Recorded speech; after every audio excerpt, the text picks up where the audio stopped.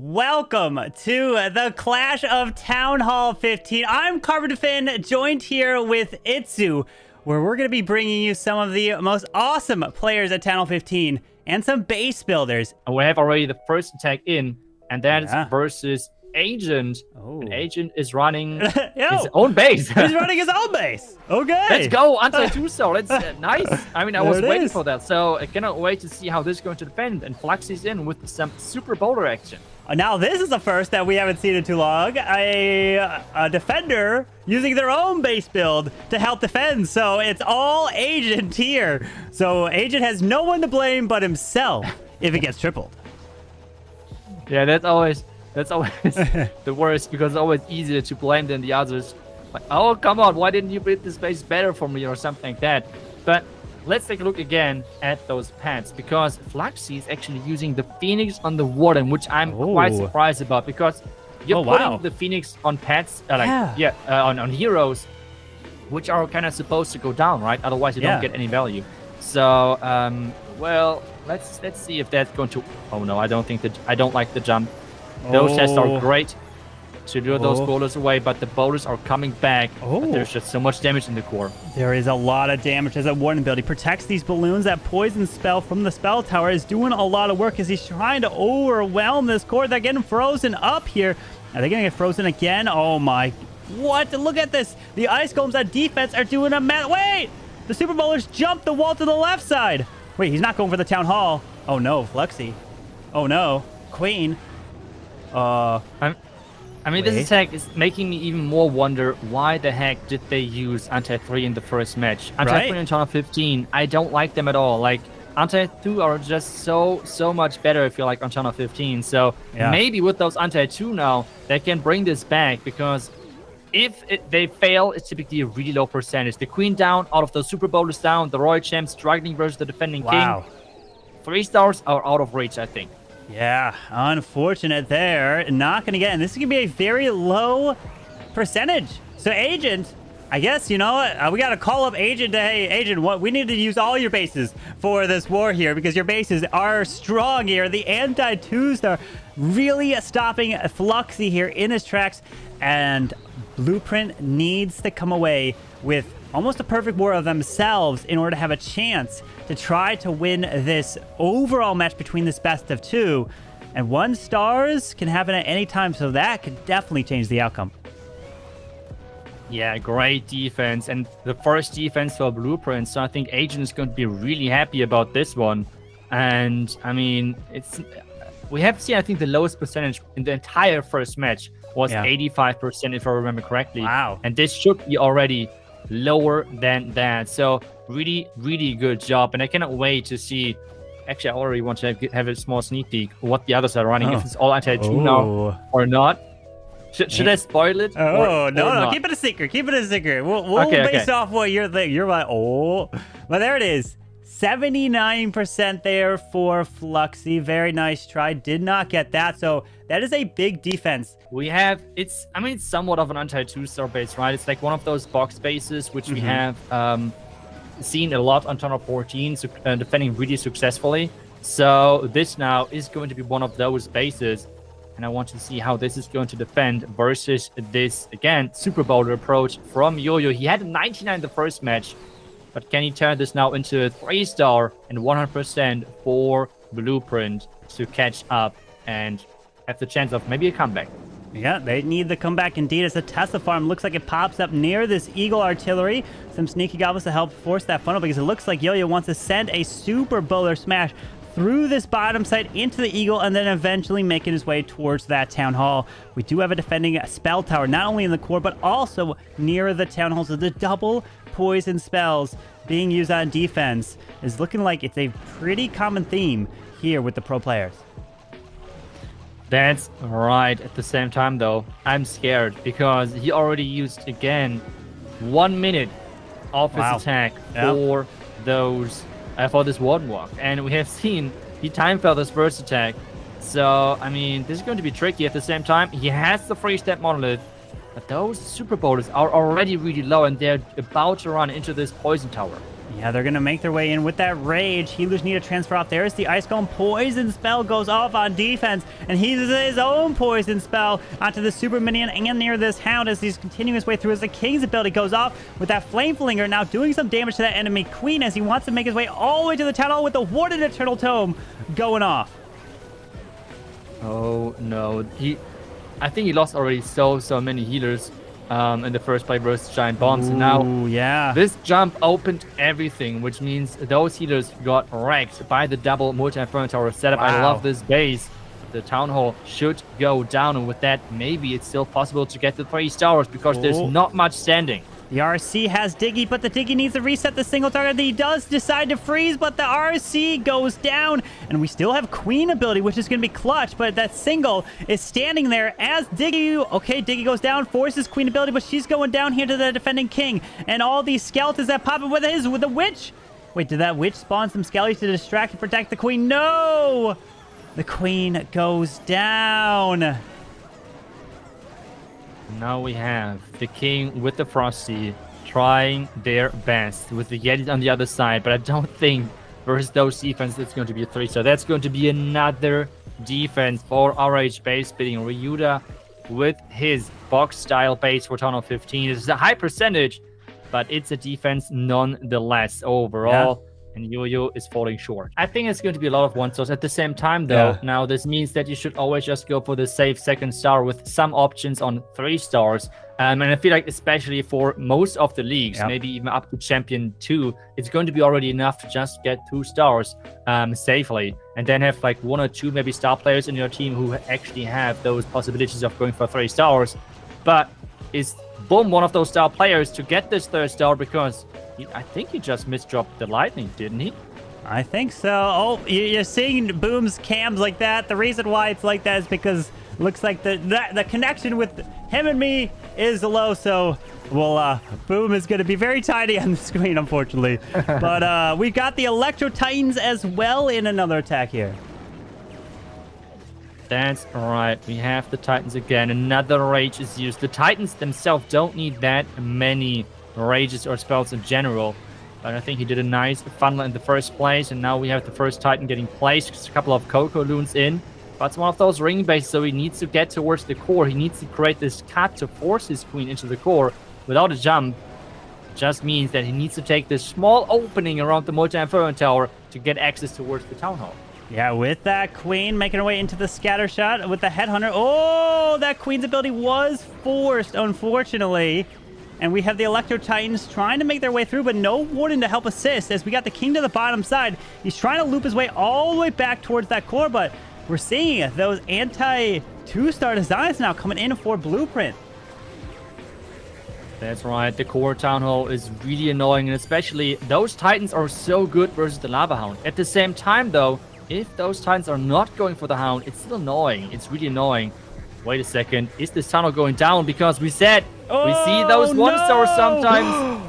And finally, we have those anti-2-star bases. The question now is, can he get the 2nd star? The Monolith is locking onto Lassie. He can freeze it. Oh, he can freeze it one more time. He does. Oof. She took a lot of damage, but she's going to secure the Town Hall. Oof. Oh, that was close. BuMm getting that one. And he does secure the 2-star, like you mentioned. But that's going to be only low percent 2-star. But nonetheless, still keep them close, even though they do have a big lead from war number 1. That's right. But we finally see those anti-2-star bases. I'm super excited about that because I just don't like anti-3 on Town Hall 15. It just feels like they're so weak. Nerbax is trying to take revenge versus BuMm. And BuMm representing with his base, the base of ESK. So it's going to be another smash. Not a super, not an Electro Titan smash, but this time around again, wait a second. Why is it super bowlers and regular bowlers? I am confused. Well, I've been using some regular bowlers in my attacks, and I'm not gonna lie, they are a lot of fun to use. They, because there's so many of them, they can just, like, distract any single target, like, especially, like, monoliths. Like, it just locks onto one. Like, when it locks on a Super Bowler, that could do so much work But we're seeing these Yetis now clearing this section here with the Warden. Hey, Warden, no, Warden, stay with this Queen here. Warden doesn't know what he wants to do. Yeah, the Warden kind of in between, but that's why you never place the Warden before you play the Yeti BuMm, because the Warden always transitions off. Getting lucky that the Warden is coming back, which means the Queen's staying safe, but we have the Healer Classic. The Warden full HP, the Queen right next to it, the Healer's not switching. I just hate it so much. It hated so much. I hope so bad that at some point this is not a case, not a thing anymore, but we have now the Cocoons coming in as well. Yeah, we're seeing, so you asked why we had the regular bowlers? Well, because they were actually used to help funneling on the far left side, as the super bowlers are responsible for making their way into the core of the space, as a triple ice golem CC comes out to defend, to really try to stop this smash with the poison spell towers going off, and that warden ability already being activated is going to be a huge problem. So he's going to push his way into this Town Hall poison. That's right. Trying to push in there. Now even the Tornado Trap rotated into the Town Hall Explosion, into the Town Hall Poison. But those ranged healers are keeping those super bowlers alive. They're so tanky. So far, it's not that big of a problem. Freeze to the back end, so the Scatter is not doing that much damage. But the Monolith has to go down. The Royal Champion she gets coming it, one over. shot. And there we go. At the back end, there's the defending Queen.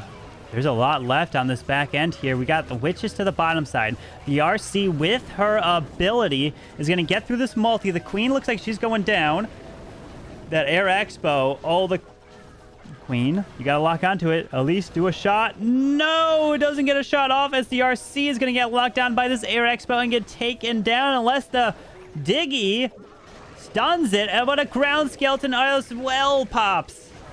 Oh no. I'm not sure 100%, but I feel like the Queen did not bonus damage in her ability in that attack. So that was kind of strange, because the Queen just shot like once or twice at the defending Queen, and there was literally no damage. That could have been a big game changer. Yeah. But either way, it's going to be the defense now for RH base building, and this means Nerbax. Again, high percentage, but again, not a 3-star. So this second match now is way more of what we have expected for Town Hall 15, to be honest. Riqirez is in, and we have another ring base with those double poison towers. This is going to be the meta. This is going to be what we're going to see as soon as everyone is being at the stage where they can have unlocked the poison spell towers. This is going to be what is going to be normal, I think, in Legends, in Clan Wars, everywhere. We're going to see those ring type bases with the double poison tower, which are going to make it really hard to attack them. Yeah, it's going to be very common now, like you said. So you got to get used to it. You're going to have to build these and attack these non-stop, because you're going to see them everywhere, not only in wars and friendly wars and CWLs, because that's just leads to a bunch of 1-stars in the attacks of Town Hall 15, as we have the healers coming down onto the Queen as well.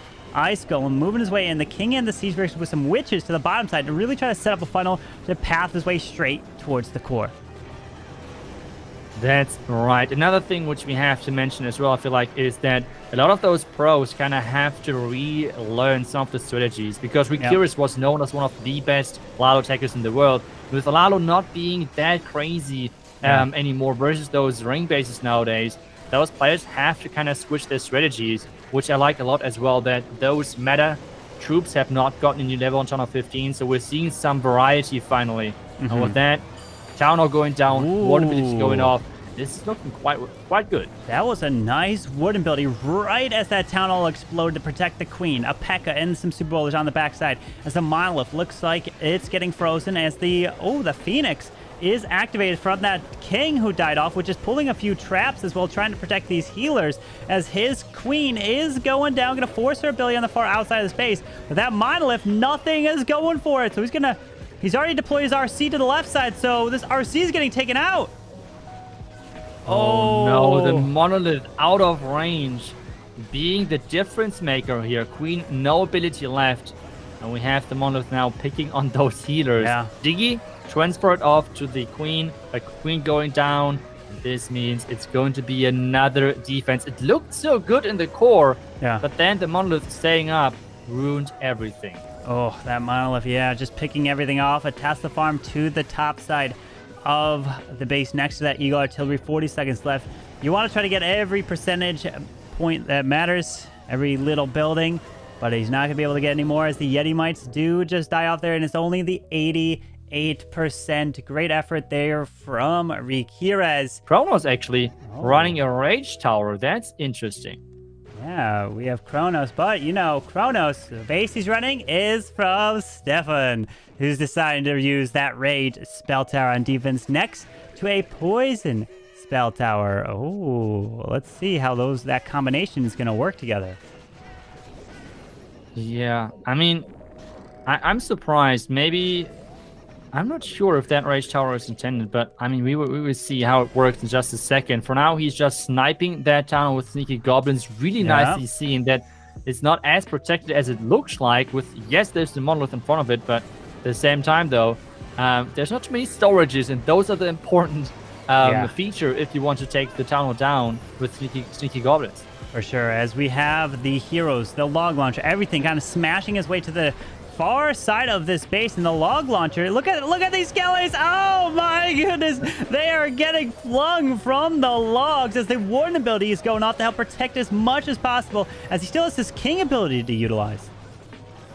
Yeah, he has a lot of value. The Rage did not do too much, and that's why the Rage Tower was not used in the first match too often. The Rage Tower just feels like a not that strong version of the other two. But we see now the king going through the top side, because remember, he has still 7 bats to deploy. Wow. And the Dragon Riders were just deployed just yet to get that splash damage out of the way.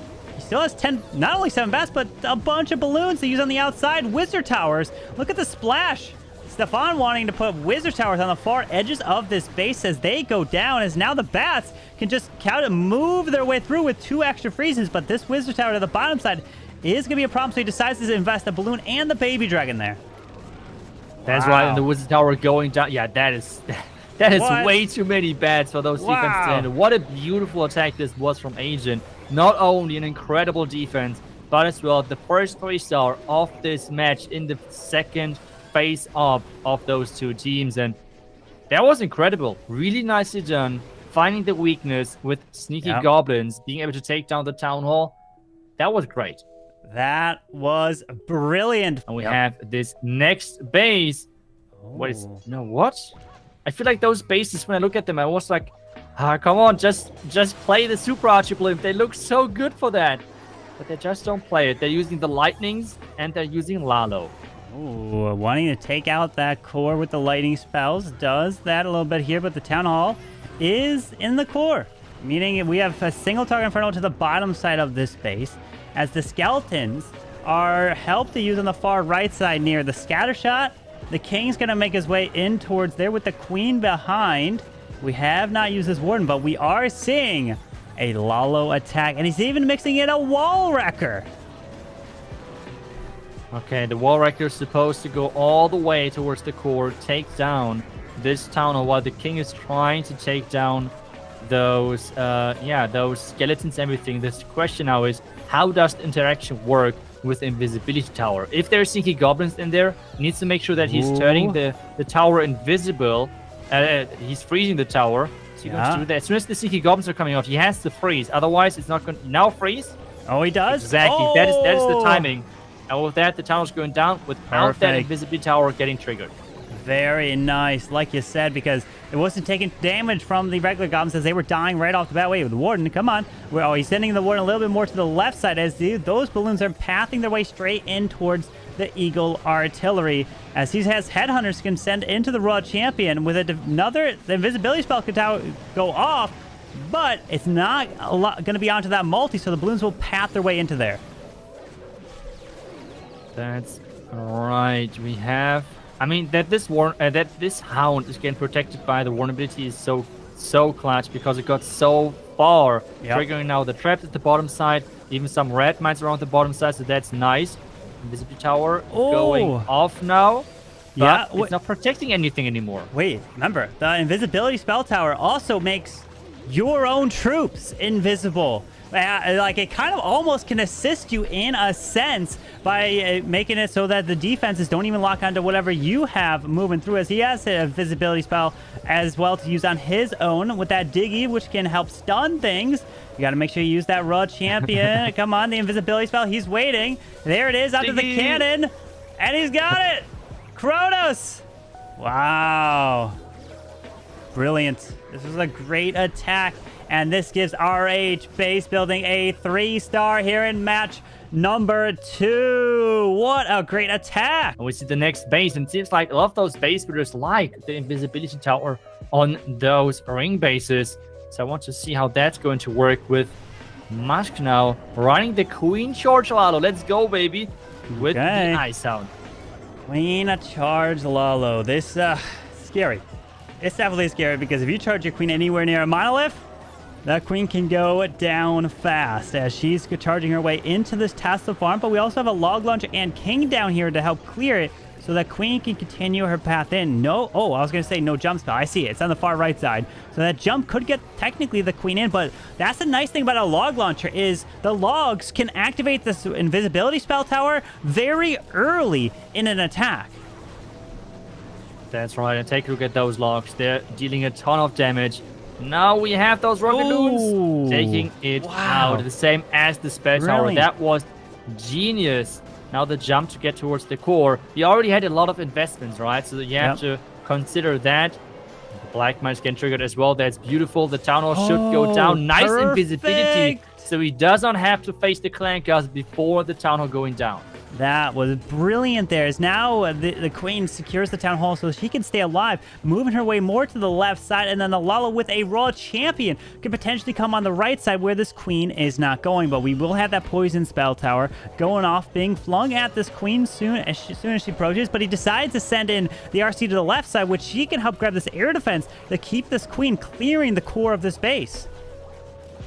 That's right, but the poison tower is going to slow things down in just a little bit. There's the poison getting thrown. The healers are going to get dragged into the poison just a bit. So if there are any red mines in the core, he might have a problem with those healers.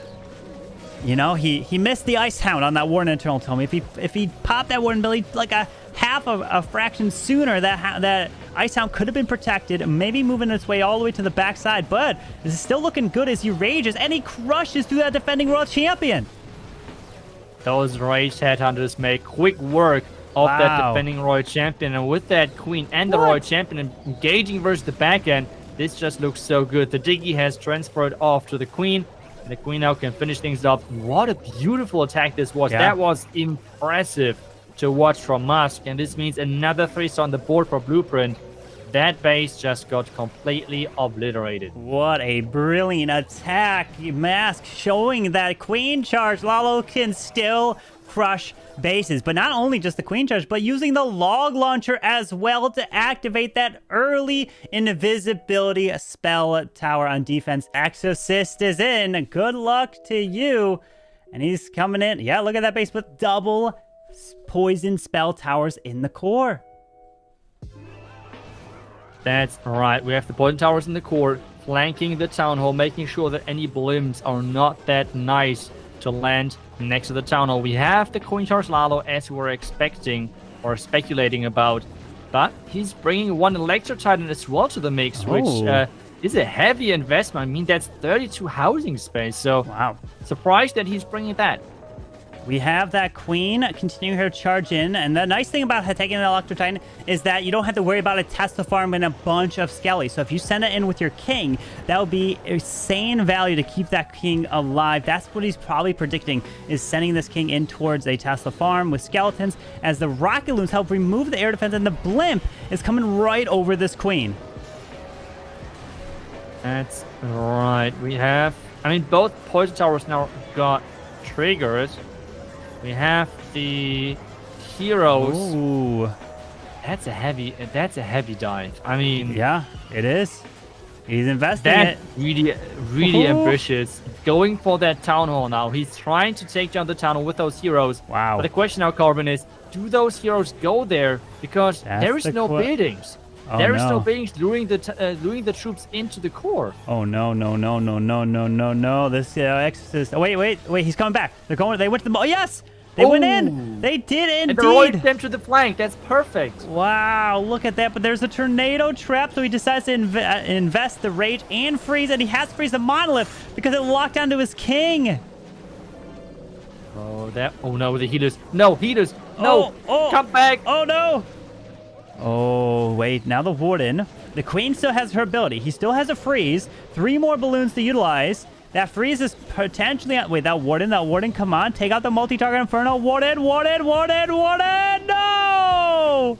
Warden does not take out the multi there, as the Queen's ability is forced, and he does decide to freeze up the Teslas and the Monolith now.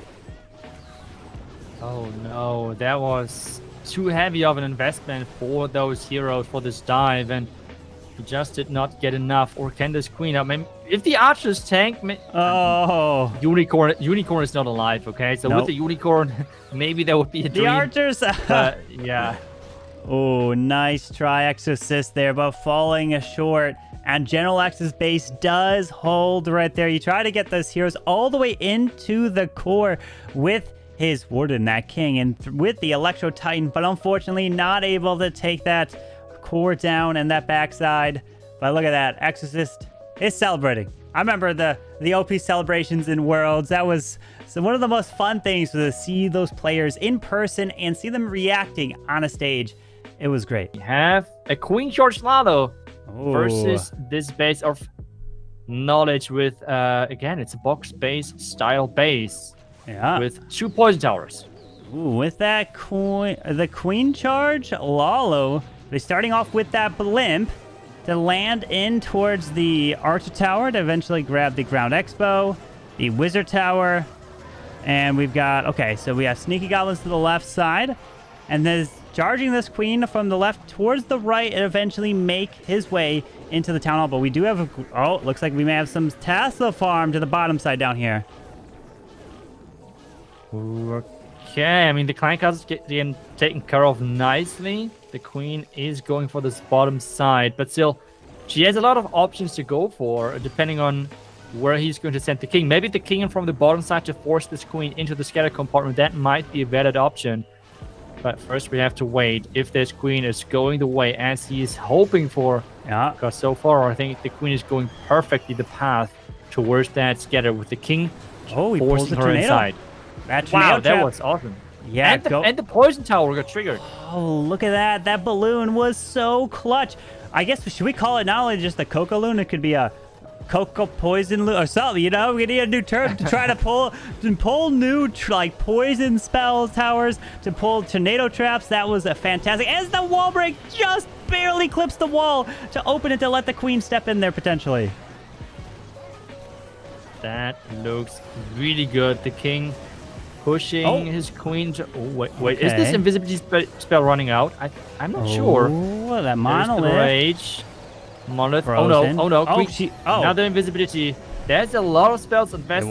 But It so was far, the indeed. Queen's staying alive. And oh my goodness, this Queen charge is looking incredible. That Queen Charge staying alive through the Monolith, as now the Warning can help use their ability through the top side because the Eagle Artillery has locked on. But this Queen's ability is going to get forced. Is he going to rage the Queen up with the healers? No, he's not doing it just yet, as the Warden and RC are now moving together to the top side. Ooh, those loons are coming in. The Queen staying barely alive. It's like 0 hit points. Wow. This rage keeping her alive for a little bit longer, while the Royal Champion with Diggy is facing up versus the Royal Champ on defense. Yeah. Who's going to win that face-off? But Carbon, time is ticking so It is. quickly. 30 seconds here. Those balloons trying to make their way up and around. We got minions behind. One more loon left. Only 25 seconds, but the scatter shot is staying up to the top side. The Queen was go for the storage, not the air defense first. Queen, why are you going not for the air defense? Oh, no. You got your healers to get targeted.